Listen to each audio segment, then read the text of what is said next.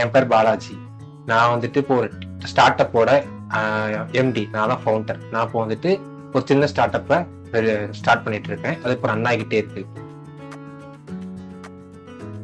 என்னோட ரிட்டைர்மெண்ட் பிளானுங்கிறது ஒரு 50 வயசுக்கு அப்புறம் நான் வந்துட்டு எந்த ஒர்க் கல்ச்சர்லையும் போகாம ஒரு நிம்மதியான வாழ்க்கை, ஒர்க்கே இல்லை, ஒரு ஜாலியாக ஃபேமிலியோட என்ஜாய் பண்ணணும்.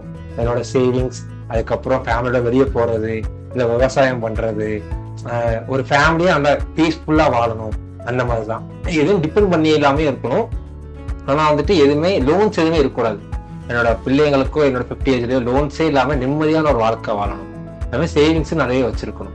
நல்லா சுத்தி பார்க்கணும், எதனால என்ஜாய் பண்ணணும், வாழ்க்கை அந்த அளவுக்கு என்ஜாய் பண்ணி வாழணும்.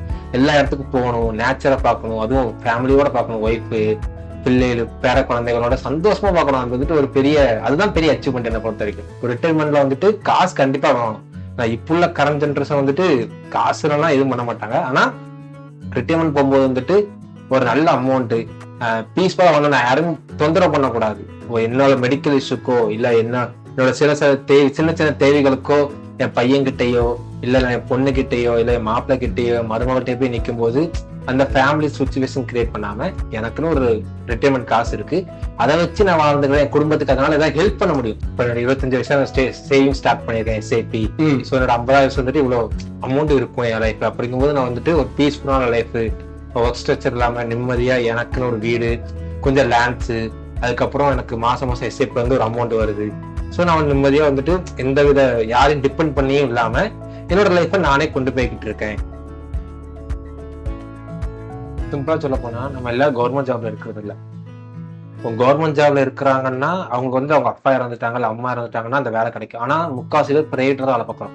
எங்க அப்பா எடுத்துக்கிட்டீங்கன்னா அவர் ஆட்டோ ஓட்டுனர். இப்போ நான் நாளைக்கு ஒரு ஆண்டர்பிரனரா இருந்தாலும் கூட, நான் நாளைக்கு இங்க ஒர்க் பண்ணா கூட எனக்கு டேர்ம் இன்சூரன்ஸ் ரொம்ப ரொம்ப ஹெல்ப் பண்ணும். ஏன்னா நான் இல்லாட்டா கூட என் பிள்ளைகளுக்கு வந்துட்டு ஒரு மணி சர்வே பண்ணணும், அவங்க எஜுகேஷனுக்கு, அதுக்கப்புறம் அவங்களுக்கு ஒரு சின்ன சின்ன தேவைக்கு கூட அந்த டேர்ம் இன்சூரன்ஸ் ரொம்ப காப்பாற்றும்.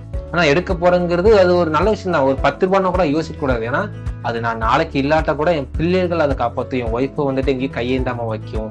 நம்ம பிள்ளைகள் நம்ம கடைசி காலத்தை யார்ட்டு கையேந்தாம வச்சுட்டு போறது கூட ஒரு நல்ல விஷயம் தான். அப்பவும் கூட அவங்க நினைப்பாங்க, நம்ம என்ன கொண்டு போறோம், ஒன்னும் கொண்டு போறதா, என் பிள்ளைகளுக்கு வந்து நாளைக்கு நான் கடன் வச்சாலும் எங்க அப்பா கடன் வச்சுட்டு போயிட்டாரு, என் ஒய்ஃபும் அப்படிதான் சொல்லுவாங்க. ஆனா அந்த மாதிரி விஷயத்த நம்ம சொல்லாம வச்சுட்டோம்னா நம்ம ஃபேமிலியில ரொம்ப ரொம்ப நல்ல விஷயமா இருக்கும். அந்த குறையே சொல்லாத போது அவங்க வந்துட்டு நம்ம நினைப்பாங்க, எங்க அப்பா மாதிரி நானும் வாழ்ந்து காட்டணும், எங்க அப்பா மாதிரி சேவிங்ஸ் வச்சிருக்கணும், எங்க அப்பா மாதிரி இன்சூரன்ஸ் வச்சிருக்கணும், எங்க அப்பா மாதிரி ஃபியூச்சர் பிளான்ஸ் நான் வச்சிருக்கணும், நாளைக்கு நாளைக்கிட்ட கூட என் ஃபேமிலி ரன் ஆகணுங்கிறது என் பையனுக்கு ஒரு நல்ல சிந்தனையா தோணும்.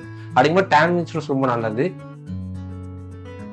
நமக்கு வந்துட்டு ஒரு உடம்பு சரியில்லை, திடீர்னு நம்மகிட்ட வந்து ஒரு பெரிய அமௌண்ட் கேட்கறாங்க.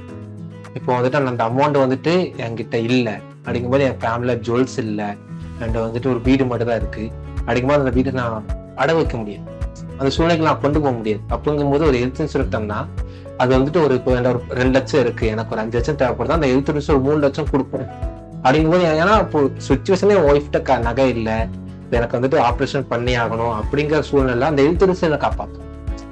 மணிக்கு இங்கே நிற்கும் போது, ஏன்னா ஜுவல் வச்சாதான் அங்கே போய் பெங்களூர் ரூபா தருவாங்க, ஜுவல்லே இல்லாதங்கும் போது இப்போ நான் என்ன நினைப்பேன், யார்ட்டா கடன் வாங்க நினைப்பேன். ஆனால் அந்த ஹெல்த் இன்சூரன்ஸ் அப்போ அந்த பணத்தை கெட்டும். எனக்கு ஹெல்த் இன்சூரன்ஸ் உலகத்தில் எல்லாத்தையும் காப்பாற்றும். ஒரு நமக்கு ஒரு அமௌண்ட் தேவைப்படுது, எங்கேயும் இப்போ நம்ம வாங்க முடியாது. அப்படிங்கும்போது அந்த சைட்ல வந்துட்டு அது வந்துட்டு ஒரு பெரிய யாராவது உதவி கை அதாவது கீழே வரும்போது கை தூக்கி விடுன்னு இப்படி அந்த மாதிரி ஒரு ஹெல்த் இன்சூரன்ஸ் வந்து கை தூக்கி விடுறவங்க தான். அது வந்து ஃபேமிலி இன்சூரன்ஸா போறது எனக்கு தெரிஞ்ச ஒரு பெட்டர் தான். என்னை பொறுத்த வரைக்கும் அது ஒரு நல்ல விஷயமா தான் இருக்கும். ஃபர்ஸ்ட் எனக்கு ஒரு ஐடியாங்கிறதே கிடையாது. அப்படி இல்லை பணத்தை போடணும் இல்லைன்னு எனக்கு தெரியாது. அவங்க மூவிங் வந்து ஃபர்ஸ்ட் எனக்கு வந்துட்டு கண்ணன் மூலமா தான் தெரியும். கண்ணன் மூலமா எனக்கு ஒரு நாள் ஃபர்ஸ்ட் ஒரு குமார் மூலமாவும் எனக்கு தெரியும்.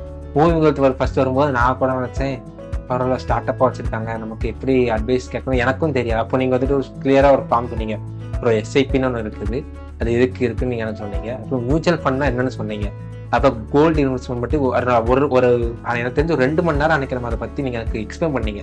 அதுக்கப்புறம் நான் என்னைக்கெல்லாம் டவுட் கேட்கும் போது எனக்கு வந்துட்டு இந்த டைமை கரெக்டாக எனக்கு அவைலபிள் பண்ணிக்க, உங்க டைமை ஒதுக்கி எனக்கு ப்ரோ இந்த மாதிரி இருக்கு, எஸ்ஐபி போடும்போது கூட ப்ரோ எனக்கு கம்பெனியை வச்சு ஒரு எஸ்ஐபி போடணும், நான் தனிப்பட்ட முறையில் எஸ்ஐபி பண்ணணும் சொன்னபோது கூட நீங்க இந்த மாதிரி போடுங்க ப்ரோ, இந்த மாதிரி எடுங்கன்னு எனக்கு சொன்னீங்க. உங்க கம்பெனி வந்தப்பறம் தான் எனக்கு எஸ்ஐபின்னு ஒன்று இருக்குன்னுங்கிறது எனக்கு தெரியும். அதற்கு எஸ்ஐபி தெரியாது. அதுக்கப்புறம் இன்சூரன்ஸ், ஹெல்த் இன்சூரன்ஸ் வந்துட்டு இன்சூரன்ஸ் கேள்விப்பட்டிருக்கேன், ஹெல்த் இன்சூரன்ஸ் இருக்கு, டேர்ம் இன்சூரன்ஸ் இருக்கு, அதுக்கப்புறம் தான் எனக்கே தெரியும் ஓகே இன்சூரன்ஸ் வந்து இவ்வளவு இருக்கா, வேற எப்படி நீங்க வந்துட்டு ஒரு கூட சொன்னீங்க, லோன் எடுத்தா கூட நம்ம எஸ்ஐபி லோன் எடுத்தா கூட இவ்வளவு சேவ்ஸ் பண்ணலாம், அதுக்கப்புறம் ஒரு மந்த்லி இவ்வளவு ரெக்கவர் பண்ணலாம், நம்ம ஃபேமிலிக்கு ஒரு நாளைக்கு ஒரு லோன் எடுக்கிறனா கூட அது இப்படி இந்த வேலையில கூட அடைக்கலாம், வட்டி கம்மியா இருக்கும், சேவிங்ஸ் போட்டா இந்த இதுல வந்து சேவிங்ஸ் போட்டா வட்டி நீங்க கட்ட வேண்டியது இல்லை, டாக்ஸ் கட்ட வேண்டியது இல்லை, அந்த மாதிரி நிறைய விஷயம் எனக்கு நீங்க சொன்னீங்க. அப்புறம் தான் எனக்கே தெரியும் ஓகே இதெல்லாம் ரொம்ப ரொம்ப தேவை. அதுக்கப்புறம் நான் ஒரு கம்பெனியை பத்தி நான் ஒரு கம்பெனி ஆரம்பிக்கப்புறம் கூட சொன்னேன். அப்போ கூட நீங்க எனக்கு என்ன சொன்னீங்கன்னா, நான் உங்களுக்கு ஒரு கன்சல்டன்ட்டை சொல்றேன், உங்களுக்கு ஹெல்ப் பண்றேன் இப்படிதான் சொன்னீங்க. என்னைக்குமே அவங்ககிட்ட இருந்து ஒரு பிடிச்ச வார்த்தைன்னா பாசிட்டிவா பேசுவீங்க, பாசிட்டிவா அப்ரோச் பண்ணிட்டு இருக்கீங்க. இன்னைக்கு வரைக்கும் உங்க எதுவுமே உங்கள்கிட்ட வந்துட்டு ஒரு பிரதரா தான் நான் ஃபீல் பண்ணிட்டு இருக்கேன்.